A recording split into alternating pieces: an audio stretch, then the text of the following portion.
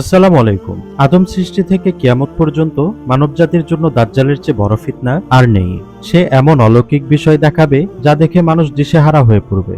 দাজ্জাল নিজেকে প্রভু ও আল্লাহ হিসেবে দাবি করবে। তার দাবির পক্ষে এমন কিছু প্রমাণও উপস্থাপন করবে যে সম্পর্কে নবী সাল্লাল্লাহু আলাইহি ওয়াসাল্লাম আগেই সতর্ক করেছেন।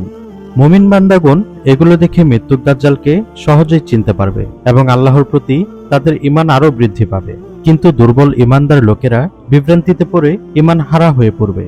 মহানবী সাল্লাল্লাহু আলাইহি ওয়াসাল্লাম বলেছেন, মহান আল্লাহ তাআলা দাজ্জালকে বেশি কিছু ক্ষমতা দিবেন। সেই ক্ষমতার মাধ্যমে দাজ্জাল পৃথিবীতে ফিতনা সৃষ্টি করবে। দাজ্জাল যাকে ইচ্ছা বৃষ্টি দেবে, যাকে ইচ্ছা খরা দিবে। যারা তাকে অনুসরণ করছে তাদের খাদ্যের অভাব হবে না, আর যারা তার পক্ষে নেই তাদের হবে প্রচুর খাদ্যের অভাব। মহানবী সাল্লাল্লাহু আলাইহি ওয়াসাল্লাম আরো বলেন, সে পুরো পৃথিবী ভ্রমণ করবে, প্রতিটা গ্রাম প্রতিটা শহরে যাবে আর ফিতনা সৃষ্টি করবে, তবে শুধুমাত্র দুইটি জায়গা বাদে। সেই জায়গাগুলো হলো মক্কা আর মদিনা। এই দুই শহর তার জন্য নিষিদ্ধ। দাজ্জাল পৃথিবীতে থাকবে 40 দিন।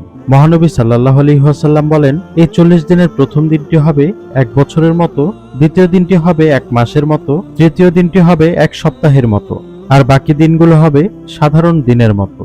সুনান ইবনে মাজাহ।